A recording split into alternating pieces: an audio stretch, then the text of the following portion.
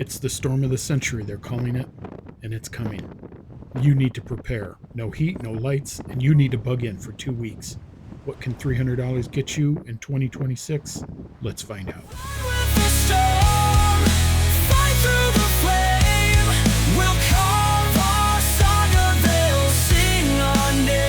Citizens, scholars, and friendly knights everywhere, you have happened upon the Tack Nerd channel on a glorious day, talking about a timely topic. First, before we get into this, I want to set the scope. We're talking about survival. We're talking about bugging in survival and what you can get in 2025. But just to frame this, all what we're talking about today, this is for one person. All right. So the setup assumes one person. We're bugging in for about 2 weeks. You have no power, no way to get anywhere, and nothing's open anyways. The scenario I'm setting is snowstorm. If you're looking at supporting more people, the priorities don't change. All you have to do is multiply the consumables like food, water, and meds. A lot of these core items won't change at all. All right, so when people think about survival, protection is usually the first thing that they think about. So let's start there. But remember, we're going to keep this realistic. All right, folks, here we go. First step is protection. And yes, we're staying home. We're staying put. Do you still need protection? Yes, absolutely. Of course you do. You should have that anyway. So got a couple different options out here on the table. So I want to tell you a little bit about them. Now, we could go with a budget pistol. Recently reviewed this one on my channel. Great option, by the way, the SAR-9, beautiful pistol. And for the paltry sum of 200 quatlus, it is a literal steal at that price. The other option we're looking at is just your basic old 12 gauge pump action shotgun. This one comes to me by auction. And believe it or not, I actually got 2 shotguns in a lot. It was this one, and it was an old bolt action 16 gauge shotgun. Now, I know you're not going to believe me, but this is why we want to look at buying used whenever we can. I got this shotgun and the other one for 200 quatlus, both of them. So that basically works out to 100 each. Now, there was a little bit of damage here in the stock, which we fixed. We cleaned this one all up, works great. Now, while a pump action shotgun is really, really good for home protection, the bolt action really, I would say, not exactly great. And I'll try to roll in a little bit of footage here. But we did, when we tested that out, we did have some issues with the bolt action. It's not the greatest idea for a shotgun ever, but here's the thing. At 200, you got 2 weapons at that price, and at 200 you would only get this pistol. Now, I did buy this one new. Really want to emphasize the option of going used when possible. You're always going to find an old 12 gauge pump action somewhere around there. But what would I choose? So I think in this scenario, functionality really here wins out over everything. 12 gauge is going to give you an immense amount of firepower for really not a lot of money. For us, the 12 gauge is going to be our thing. All right, folks, next big topic. Look, if you can secure your home, but if you don't have food and water, eventually you're going to have to leave. And that's the number one thing we don't want to do in a bug-in situation. So you got to have 2 weeks worth of food set up for yourself. Water comes before food always. Rule of thumb is you need about a gallon of water per person per day. I like these big gallon jugs here. This gets it all done in one shot. You can store these pretty easily. So for 2 weeks, water eats a big chunk of the budget fast. Now, your other option is if you already have something to put water in, if you've got jugs or something that are, again, food safe, you can put water in it and store that ahead of time.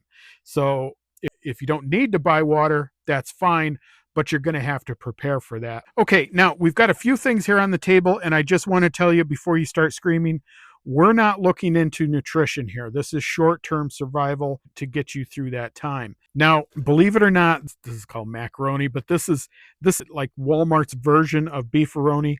It's the generic equivalent. This is one of the most calorie and protein dense canned meals that you can get. And believe it or not, you can, if you wait for a deal, you can usually get these for less than $1 per can. I would just grab a whole case or two. Proteins, carbs, fat. It's already cooked in. And if you really need to, all you got to do is open this and eat it cold. If you can get pull tabs like that, get them. Okay, next up, of course, is our friend ramen. Now, I know ramen gets knocked around by serious preppers. They tell you it's garbage food. It doesn't have anything in it. It's not nutritious. But if you look here, you can get 2 servings out of this. It says that's not really the case. But look, you've got 510 calories for just one thing of soup. And one person can definitely eat that.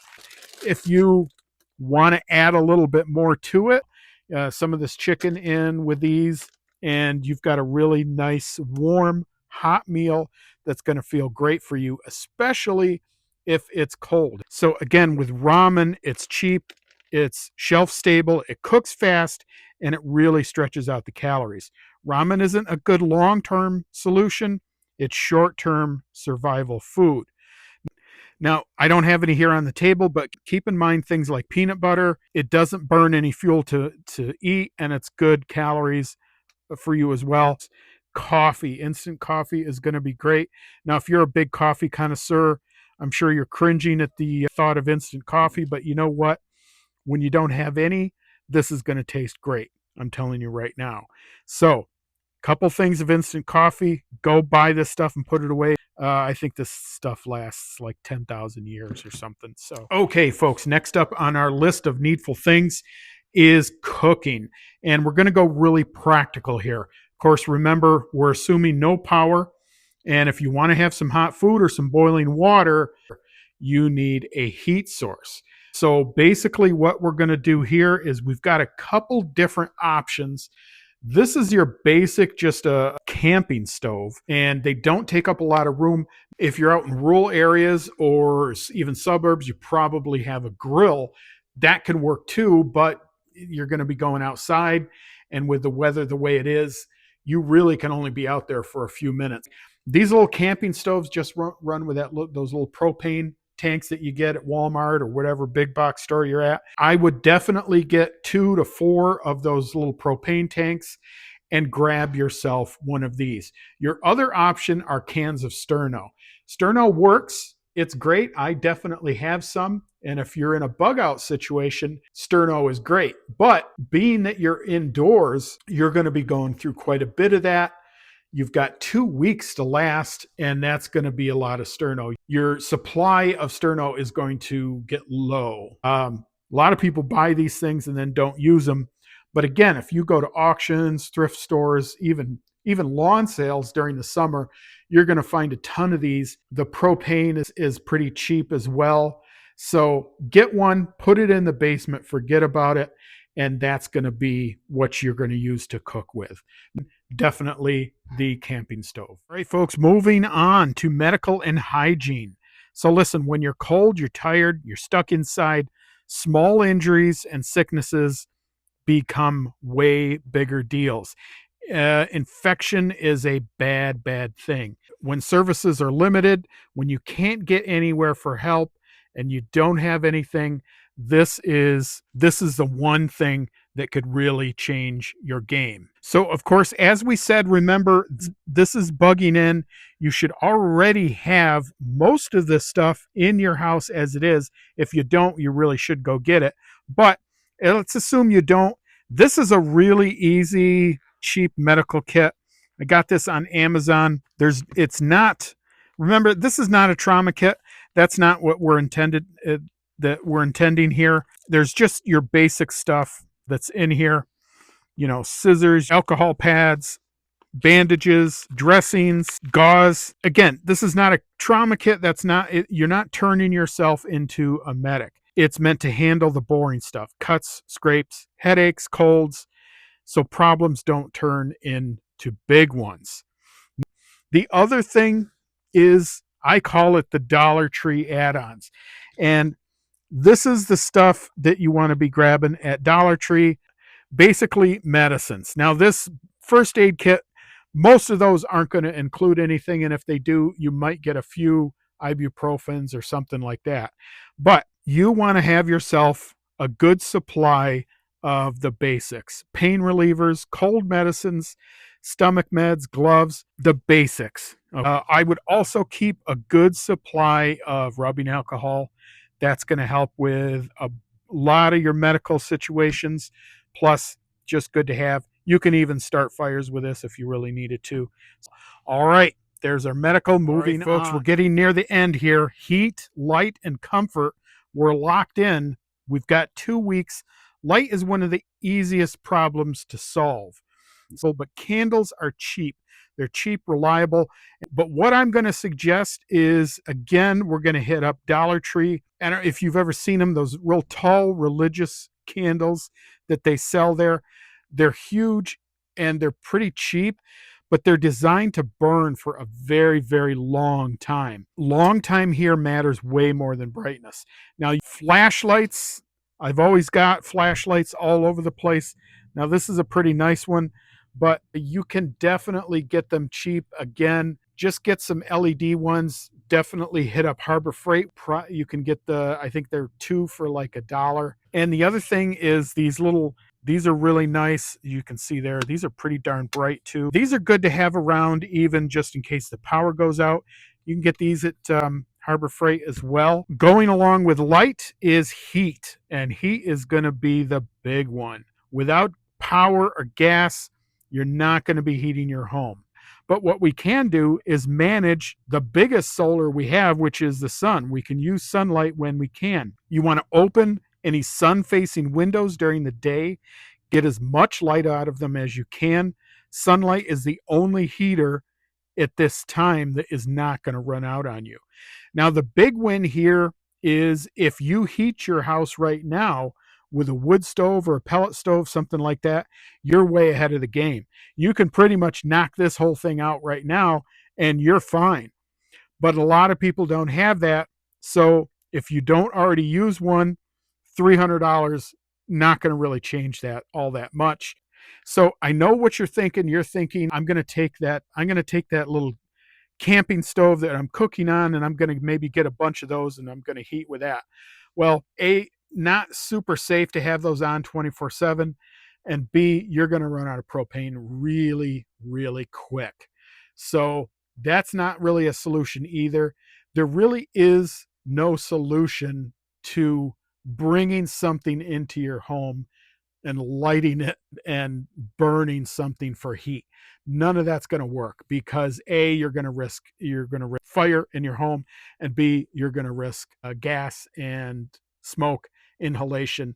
That's not good either. So best is you're just managing heat, and that's going to mean blankets, clothes, and just keeping yourself warm as possible. One last thing about heat and light, we're going to talk about comfort. And boredom and anxiety are real problems when you're stuck inside.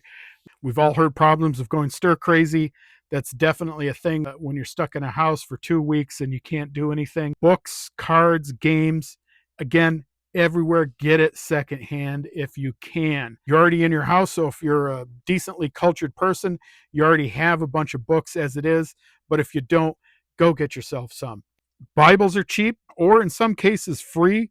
Classic books, all of the Victorian era classics, that stuff is maybe not free, but nearly free, very inexpensive. Hit up the lawn sales, thrift stores during the summer. Get yourself a bunch of board games. Again, stack those deep and just put them away and forget about them. And keep in mind, people survived for hundreds of years without electronics and tablets and phones and computers and everything else. And just talk to each other. That's it. Really. You'll be fine. Trust me. All right, folks, we're cutting to our reveal. I'm going to put this overlay up here so you can take a look at it. Now, when you actually tally all this up, buying used and it really does keep things simple, and it can keep you under 300. If you're buying new, you might go a little bit over that budget, But again, this is your house. You're already living here. A lot of the stuff you may already have, but I included it in here because believe it or not, a lot of people may not even have a simple first aid kit in their home. You really should. Here's what I want to hear from you, folks. Let's do a call to action. If you had $300 and were bugging in, what items would you prioritize? Would you spend more on defense, or would you spend more on comfort and functionality? Would you spend more on food? Would you get different types of food? Let me know down below. I really want to hear everything you guys have to say. All right, folks, that's about all we have for today. I hope that was helpful to you. I hope you got something out of it. If you did, please like, share, and subscribe. And folks, if you've gotten this far in the video, let me know down below. Type the word snow.